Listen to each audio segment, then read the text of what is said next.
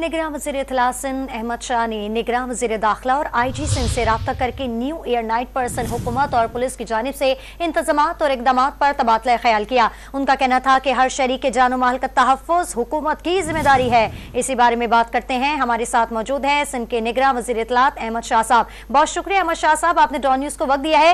क्या कहेंगे, नए साल पर शहरियों के जानो माल के तहफ़्फ़ुज़ के लिए क्या इकदाम किए गए हैं?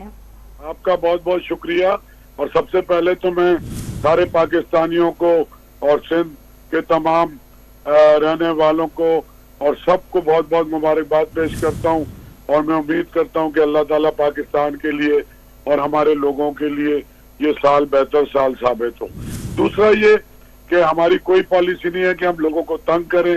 नौजवानों से सेलिब्रेट करते हैं, वो बेशक करें, लेकिन इस तरह की सूरत हाल है कि जिससे हमारा कोई दुश्मन भी फायदा उठा सकता है। किसी तौर पे भी इजाजत नहीं दी जाएगी।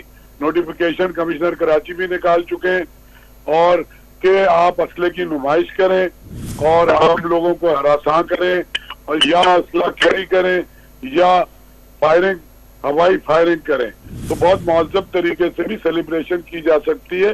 तो ये सख्ती से पुलिस को भी गवर्नमेंट ऑफ सिंध ने, चीफ मिनिस्टर साहब ने भी कल मीटिंग की थी, सख्ती से हिदायत की है कि तमाम खुशियों में आपकी हुकूमत सिंध हर तरह से शरीक है, लेकिन उसको दूसरों के लिए ज़हमत का बाइस ना बनाए।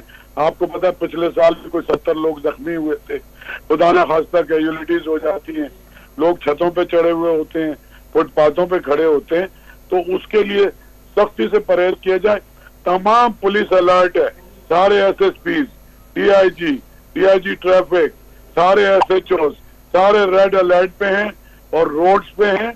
और पुलिस किसी भी कीमत पे किसी शहरी को तंग करे, किसी भी तरह से अगर कोई ऐसी शिकायत आए, उस पर भी हुकूमत सिंध एक्शन लेगी। लेकिन मेरी अपील है खास तौर पे अपने नौजवानों से कि जरूर सेलिब्रेट करें, लेकिन उसमें वायलेंस, वेपन और क्राइम का एलिमेंट निकाल दें। निगरान वज़ीर इत्तलात सिंध अहमद शाह साहब हमारे साथ मौजूद थे। बहुत शुक्रिया अहमद शाह साहब, आपने डॉन न्यूज़ को वक्त दिया।